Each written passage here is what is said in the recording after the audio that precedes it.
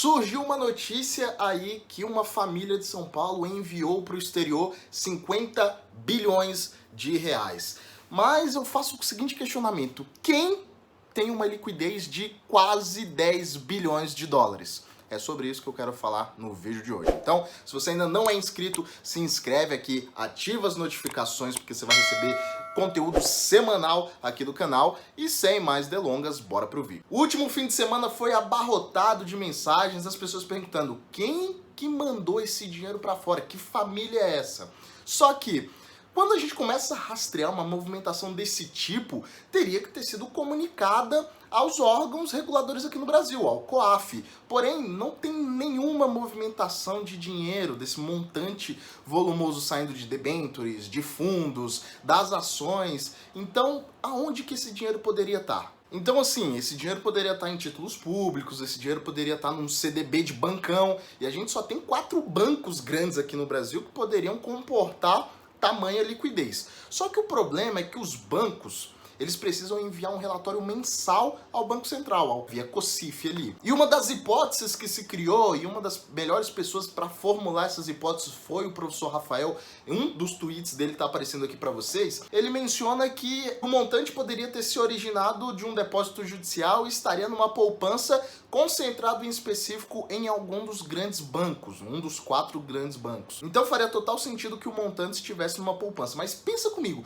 quem em sã consciência deixaria 50 bilhões parados na poupança? Não criaria um family office, não colocaria numa holding, enfim, não aplicaria esse recurso tendo a chance aí de você ser um acionista bem considerável em qualquer empresa aqui no Brasil. E uma das famílias apontadas que pudessem ter tamanha liquidez foram exatamente os herdeiros do Aloysio Faria, um banqueiro que faleceu no mês passado, e mais a própria família veio a citar, mencionar que não foram eles que fizeram esse tipo de liquidez. Lembrando que o Aloysio Faria, ele vendeu o Banco Real lá em 99 por 3 bilhões, e mesmo que ele tivesse tido uma valorização gigantesca, ele ainda não chegaria tão próximo dos 50 bilhões, ainda mais 50 bilhões de liquidez. Outra família candidata a ter uma liquidez desse tamanho e também sendo conhecida pelo patrimônio internacional que tem é a família Safra. O problema é que o Joseph Safra, ele já realizou uma doação em vida lá em 2012, quando ele comprou um banco suíço, e na operação ele mudou o domicílio fiscal para Genebra, o que praticamente zerou as reservas, o patrimônio da família em reais. Mas qual o tipo de reflexão que tem que ficar com uma notícia dessa? Eu não acredito que 50 bilhões tenham saído assim rapidamente de liquidez porque estavam parados em algum título, em algum CDB, em poupança, tá? Acredito que uma quantia um pouco menor tenha saído, mas não esse montante. Até porque é difícil você encontrar pessoas com uma liquidez desse tamanho, porque os milionários, os bilionários, eles têm boa parte do patrimônio atrelado a empresas. Então, ou tem uma holding, ou tem um family office que investe em empresas, investe em exterior, em commodities, enfim. Eles têm um tipo de aplicação que qualquer movimentação de tamanha liquidez seria claramente rastreado aí pelos órgãos reguladores. E se tiver saído de algum banco, a gente tem que acompanhar os próximos balanços dos 4 grandes bancos aqui do Brasil. Mas a reflexão que fica de uma notícia dessa é que a nossa vida, e em especial o mercado financeiro, ele é bombardeado de notícias que acabam mexendo com o emocional das pessoas. Então começou aquele desespero do tipo, tá vindo bomba por aí, eu tenho que começar a dolarizar, mas eu ainda não entendo bolsa, e agora, onde é que eu invisto? Enfim, começa a criar esse desespero, e na maioria das vezes as pessoas desesperadas tomam decisões baseadas pela emoção e não pela razão. Eu não acredito que uma liquidez desse tamanho tenha saído do país de uma hora para outra sem ninguém saber a movimentação, até porque as pessoas que têm liquidez, elas normalmente estão atreladas a empresas, a family offices, enfim, algum tipo de aplicação que faça aquele dinheiro render, e que qualquer venda para que você tenha a liquidez daquele montante seria de fato rapidamente conhecida pelo mercado numa ponta vendedora forte. Porém, não é o caso, até porque para você liquidar tamanho patrimônio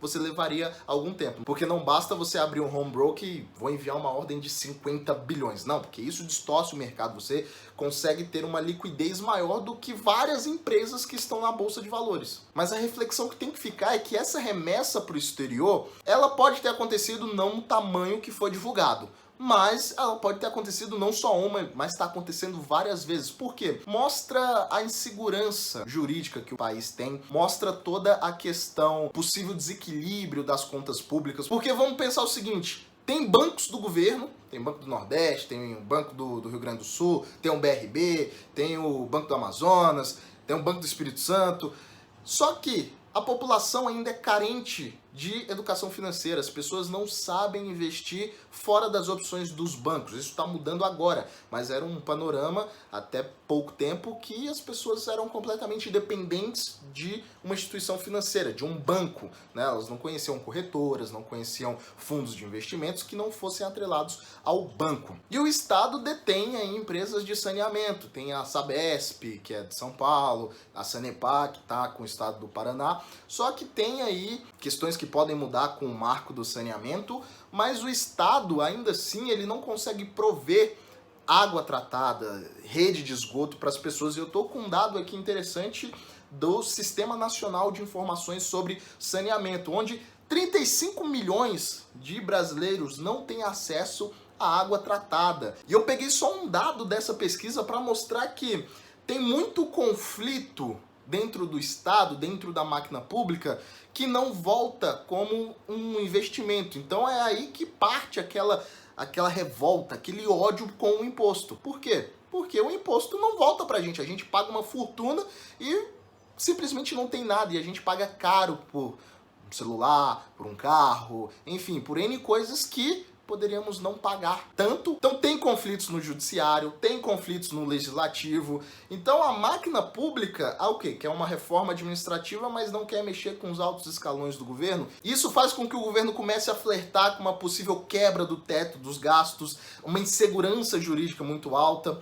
Nós podemos acabar sendo contaminados pelo que aconteceu na Argentina. Então toda essa insegurança, as pessoas com recursos começam a fazer o quê? Começam a mudar seu domicílio fiscal, começam exatamente a mandar para o exterior, começam a dolarizar, começam a colocar ouro também na sua carteira. E nós, os meros mortais, nós fazemos o quê? Nós buscamos meios de também se proteger disso. Começam a abrir conta pela facilidade no exterior para investir por lá, mesmo que seja de forma passiva, através dos fundos de índice. Mas é uma coisa que acaba mexendo com o emocional das pessoas, principalmente quando sai uma notícia que uma família enviou 50 bilhões de reais ou próximo a 10 bilhões de dólares para o exterior. Por quê? Uma família com um montante desse tem sim informação privilegiada. Apesar de que eu não acredito que esse montante todo tenha saído do Brasil de uma vez, eu acredito sim que quantias menores tenham saído do Brasil, exatamente por todos esses pequenos pontos que eu já mencionei aqui. E se você gostou do vídeo de hoje, deixa aqui o seu like,